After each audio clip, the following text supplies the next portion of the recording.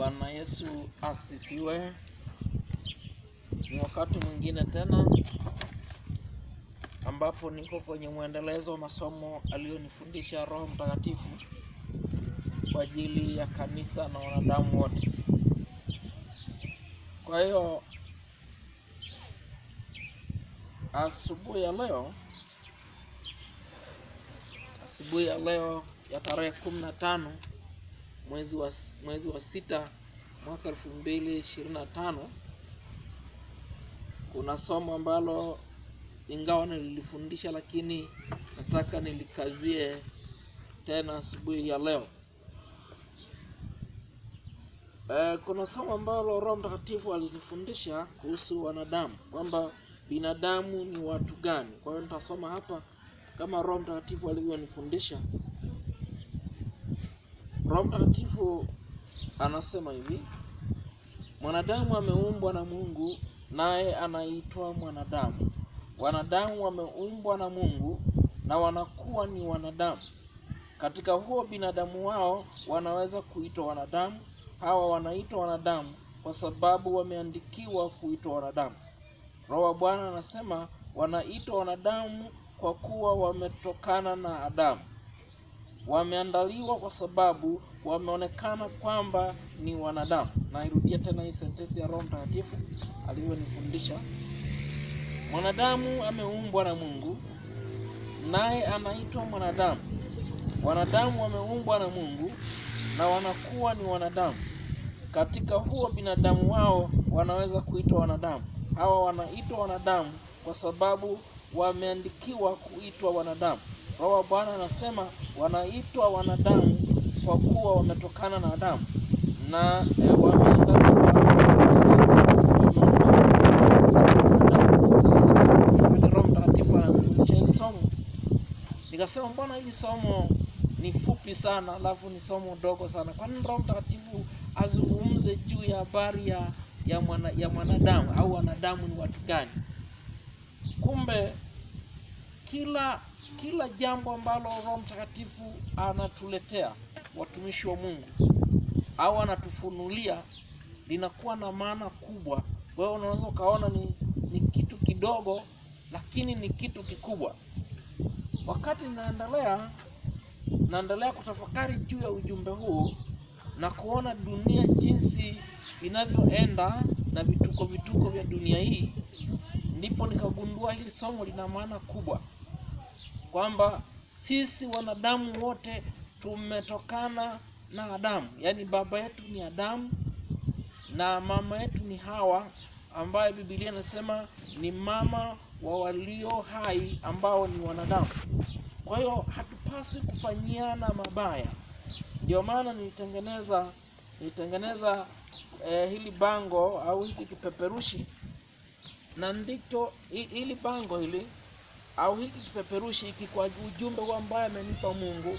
Maanake nitautuma kwenye mitandao ya kijamii, nitauchapisha kama nilivyochapisha hapa, nitabadilika maeneo kwa maeneo ili watu wajue kwamba sisi wanadamu hatupaswi kufanyiana mabaya kwa sababu baba yetu ni moja.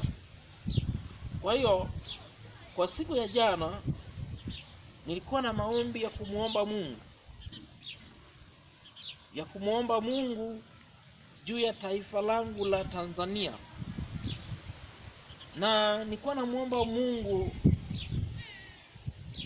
nikamwambia Mungu, naomba unifunulie Watanzania tumekosea wapi? Mbona vituko ni vingi? Kila leo, kila panapokuchwa au kila paitwapo leo tunaona vituko mbalimbali. Siwezi kuvitaja watu mbalimbali au Watanzania na Afrika na watu wengine walioko nje ya nchi wanaona vituko vinavyofanyika sasa katika taifa letu la Tanzania. Vitu vingine ambavyo vinaletea taifa letu aibu. Vituko vinafanyika kila asubuhi, kila jioni, kila mchana unasikia kituko fulani. Na nilikuwa namuuliza Mungu, kwa nini Watanzania tumeingia kwenye aibu ya vituko kila mara? Kwa hiyo nikiwa ninaendelea na maombi kwa siku ya jana, ilipofika usiku saa nane na dakika 6, ndipo Roho Mtakatifu akasema na mimi, tatizo liko wapi? Tatizo la kuona vituko hili liko wapi? Roho Mtakatifu akaniambia hivi, waambie watu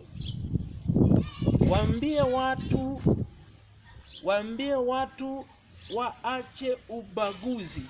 Mungu hapendi ubaguzi. Akaniambia kwa sentensi hiyo, waambie watu hivi, waache ubaguzi. Mungu hapendi ubaguzi. Narudia tena kwa sababu ni sentensi ya muhimu sana. Waambie watu hivi, maana kwa Mungu anasema kwa njia ya Roho Mtakatifu, waambie watu hivi, waache ubaguzi. Mungu hapendi, nukta. Kwa hiyo ndugu zangu wapendwa wanadamu, na hili nilikuwa naomba kwa ajili ya funuliwa kwa ajili ya Tanzania. Kwa nini tumekuwa na vituko vingi? Mara linaibuka hili, mara hili, kelele ni nyingi, mara hili linatokea, mara hili. Mbona ni mambo ambayo yanatuletea aibu? Kuna nini? Namwambia Mungu, kuna shida gani? Ndio hapo Mungu akanipa jibu, akaniambia kwamba Watanzania ambao ndio watu wa Tanzania wameingiwa na roho ya ubaguzi. Ndio maana leo vinatokea vituko vya ajabu. Sasa nataka niseme hivi, wakati Mungu ananifundisha somo la maombi, nimeliweka kwenye mtandao, nasema tuombee watu wa Mungu. Roho Mtakatifu ananiambia hivi, watu wakiwa wanaomba kwa dhati, wasisubiri kupewa majibu na Mungu kesho.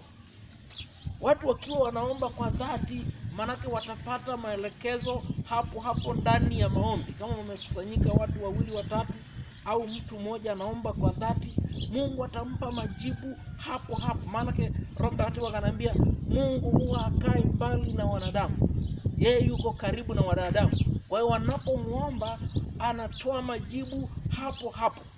Kama alivyotoa majibu kwa Elia wakati amekutanika na wale manabii wa Baali 450, akamuomba Mungu ili adhibitike ni Mungu yupi wa kweli.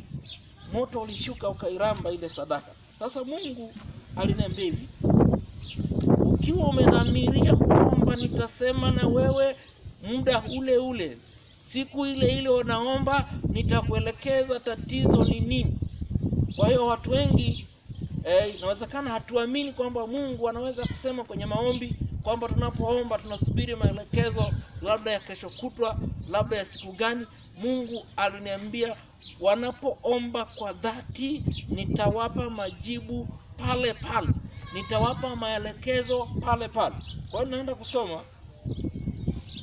kusoma kipengele hiki ambacho Mungu alinifundisha, ambacho kinahusu watu wanaomba. Roho Mtakatifu anasema hivi, watakapokuwa wanaomba watasikia sauti ya Mungu. Wakishasikia sauti ya Mungu watafuata maelekezo ya Mungu. Wakishafuata maelekezo ya Mungu watafanya walivyoelekezwa na Mungu. Wakifanya walivyoelekezwa na Mungu yatakuja matokeo.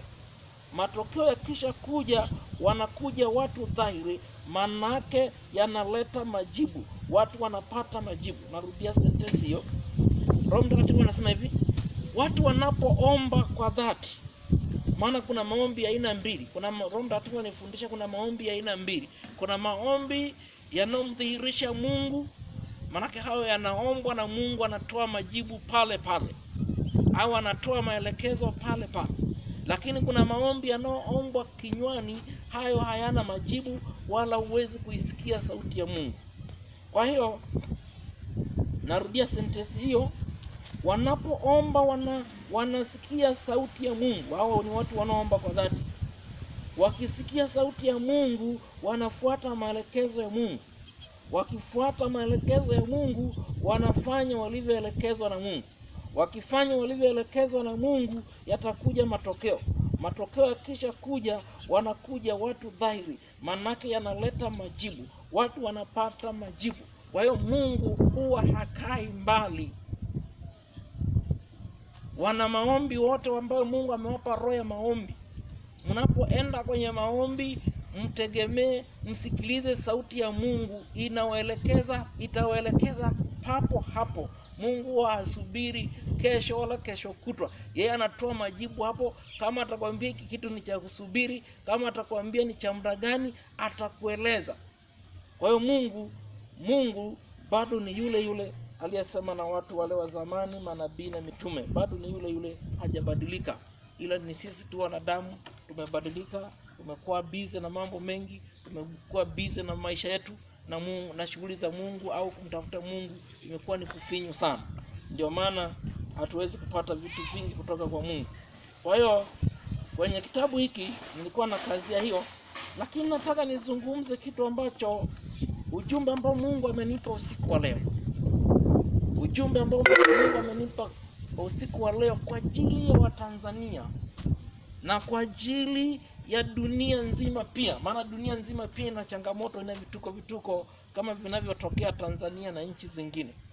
Kwa hiyo ujumbe ambao Mungu amenipa kwamba Watanzania na watu wengine wote tuache ubaguzi. Sisi ni wanadamu, tumeumbwa na Mungu, baba yetu ni moja, mama yetu ni moja. Kwa hiyo tuache ubaguzi. Kwa maana nyingine ni kwamba Watanzania inawezekana tunabaguana, walio wengi tunabaguana kwa sababu ya madhehebu yetu, tunabaguana kwa sababu ya dini zetu, tunabaguana kwa sababu ya mambo ya kisiasa. Ndio maana ubaguzi umeingia na tunatendeana mabaya kwa sababu ya mambo ambayo tunaona kwamba yana msaada katika maisha yetu. Lakini nataka nikazie kwa kusema kwamba wanadamu tupendane, Watanzania tupendane, tusiharibu nchi hii. Nchi hii ni mali ya Mungu. Nchi tumepewa na Mungu, tutunze amani ya nchi hii ya Tanzania, kwa sababu tuko Tanzania na sisi ni Watanzania. Tuiombee nchi hii ya Tanzania, au nchi yetu ya Tanzania. Tuache ubaguzi wa kisiasa, chuki za kisiasa, chuki za kidini hazitatusaidia chochote zaidi ya kulitumbukiza taifa kwenye matatizo makubwa. Kwa hiyo Mungu amenipa huo ujumbe usiku wa leo. Kaniambia waambie watu hivi, waache ubaguzi, Mungu hapendi. Kwa hiyo ninawaambia watu wote, wanasiasa, sijui watu wa vyama gani na vyama gani, kwamba tupendane. Mambo ya siasa ni ya muda, tutayaacha hapa duniani. Mambo ya pesa, unatafuta utajiri kwa nguvu, kwa kuwaumiza wengine, kwa kuwabagua wengine, mbona dunia hii utaiacha tu. Dunia hii sio ya mtu, kila mtu ataondoka, ataiacha dunia hii. Utaenda kujibu nini kwa Mungu? Na Mungu amekuweka katika nafasi fulani kwamba usilete ubaguzi kwa njia yoyote ile, itikadi ya kisiasa, itikadi ya kidini, au kwa ubaguzi wa kiuchumi, ubaguzi wa kisiasa, ubaguzi wa kielimu, ubaguzi wa hali yoyote ile. Kwa hiyo Mungu analionya taifa la Tanzania kupitia vinywa vya watumishi wake, ambao na mimi nasimama kama mtumishi wa Mungu aliyeniita kwa ajili ya matengenezo. Analionya taifa hili la Tanzania liache ubaguzi, liache kuwabagua watu, liache kuwaonea watu, liache kuwakandamiza watu kwa sababu ya mamlaka, kwa sababu ya cheo. Acha. Mungu hapendi, anakuonya, acha ubaguzi. Wapende wanadamu wote, wameumbwa kwa mfano wa Mungu, wameumbwa kwa sura ya Mungu, wapende. Ni Mungu anatoa onyo kwa Tanzania. Acha ubaguzi Tanzania. Acha. Mungu anasema acha, hataki. Haleluya. Mungu wa mbinguni akubariki. Ni ujumbe wa onyo la Mungu, sio la mwanadamu. Haleluya.